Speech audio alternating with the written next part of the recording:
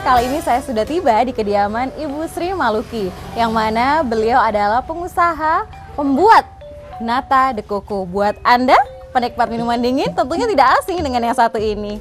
Dan kita akan belajar bagaimana cara memproses dari nata de coco.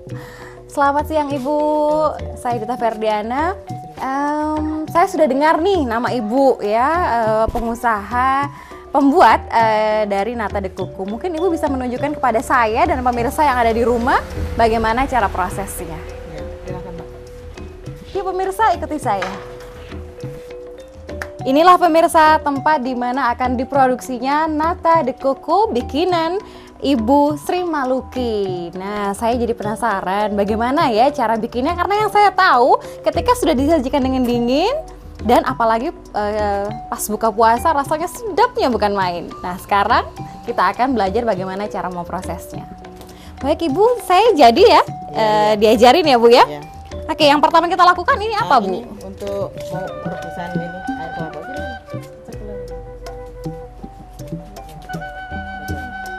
Ini Mbak, Ini air apa Bu? air kelapa yang sudah didiamkan selama kurang lebih 2 minggu. Terus habis ini direbus. Satu panci ini 5 liter. Bisa jadi 5 apa Bu namanya Bu itu? 5 lengser. Direbus sampai mendidih ya Bu ya? Direbus sampai mendidih sekitar berapa Bu itu? 100 derajat ya. 100 derajat. Setelah itu dikasih gula. Untuk 5 liter takaran gulanya itu sampai berapa kilo Ibu? 3,5 on. 3,5 on. Iya. Nah ini direbus dulu. Direbusnya nggak langsung dengan gula Ibu? Nah pemirsa, satu panci dengan volume 5 liter air kelapa yang sudah didiamkan selama sekitar 2 minggu siap untuk diolah menjadi nata de coco. Nah ketika sudah penuh, kita akan rebus sampai mendidih. Nah kira-kira itu berapa menit Ibu kalau 5 liter gini? 5 liter 10 menit. Ya, kalau sudah mendidih baru dikasih gula ini. Gulanya 3,5 on ya Bu ya? Nah, ini sudah dimasukkan. Apanya namanya? Gula. Gulanya sudah dimasukkan. Terus dimatikan, kan sudah mendidih. Dimatikan, baru dikasih cuka. Oh. 3 sendok cukanya. Itu biar kenapa dikasih cuka Bu? Biar itu asamnya itu. Oh Ada terasa rasa, ya. ya. Oke. Nah setelah dari proses ini kita kemana lagi Bu? Ke depan ditaruh di loyang Cetakan itu ya, Bu, ya? cetak itu. Jadi langsung ditutup nanti Pak. Oke. Nah setelah 10 menit proses pemirsa, kita akan memasukkan hasil dari pengolahan nata de coco ke loyang-loyang yang nantinya akan siap disajikan kepada Anda. Baik pemirsa, proses pertama telah kita lalui. Sekarang saya ada di tempat yang berbeda, yang mana kita akan melakukan proses pembuatan nata de coco yang kedua ya. Ini bagaimana Ibu? Setelah tadi 10 menit mendidih, kemudian dimasukkan adonan, Ya. kemudian sekarang apa lagi yang harus kita lakukan Ibu? Nah, ini setelah mendidih ditaruh di loyang. Di loyang per loyang 1,5 ini. Boleh dicoba mungkin Ibu? Ya ya. Nah pemirsa, lihat lebih dekat. Iya panas. Ini sekitar berapa liter Ibu? Ini 1,5 liter. 1,5 liter. Ya. 1,5. Habis itu ditutup pakai ini koran. Kenapa harus ditutup Ibu? Ya ini biar apa ya? Ini enggak keluar. Nah, diginikan.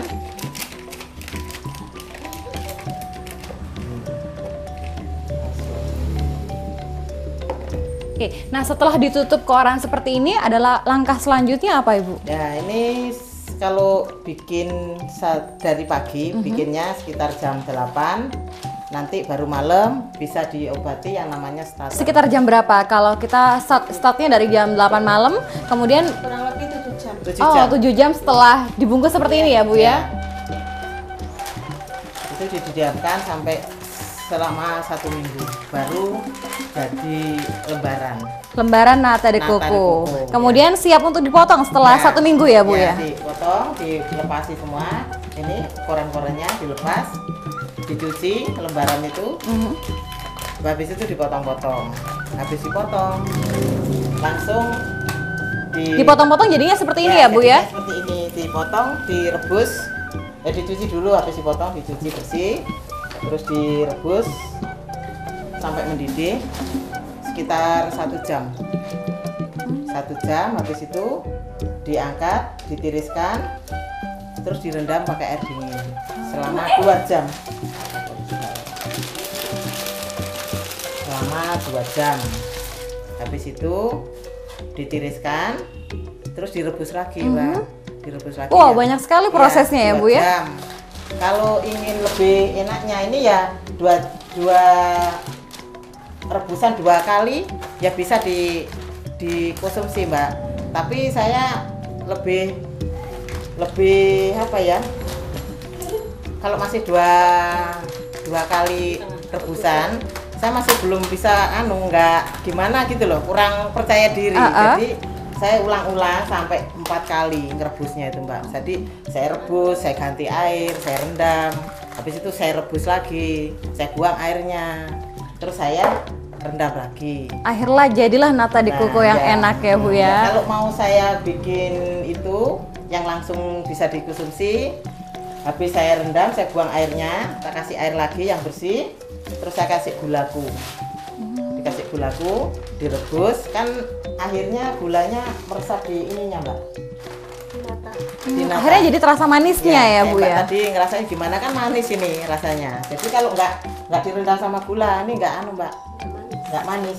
Akhirnya rasanya terasa hambar ya, Bu ya? Terus terus dikasih es batu, kayak di apa ya, Mbak, direndam.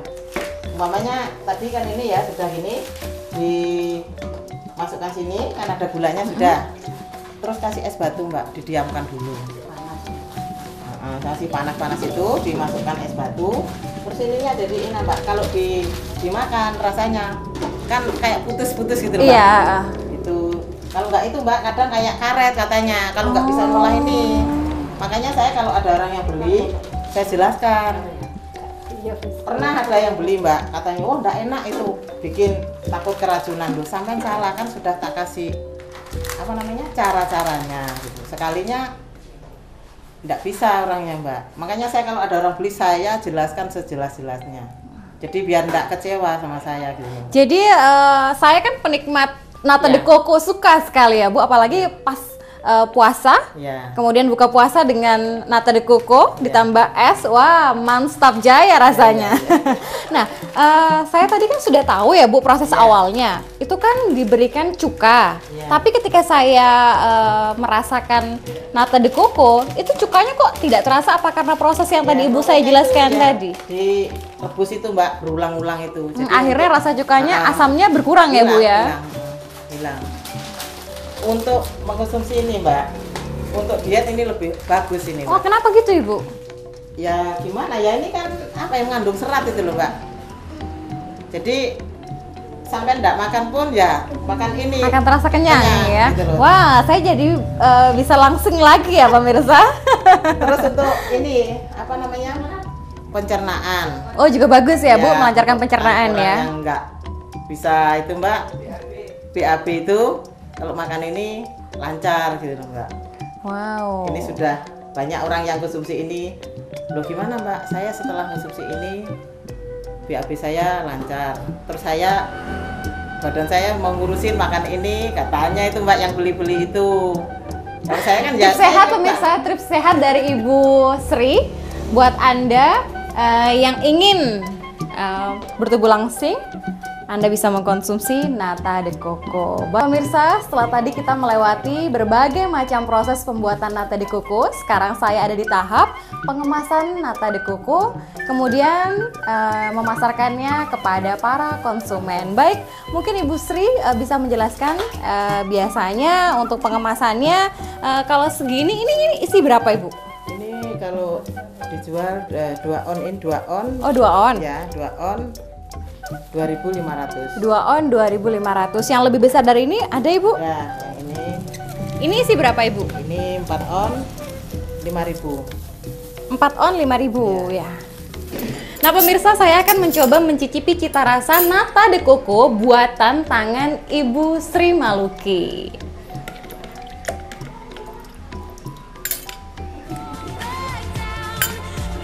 Nata de coco ini pemirsa sudah dicampur dengan sirup dan es tentu saja.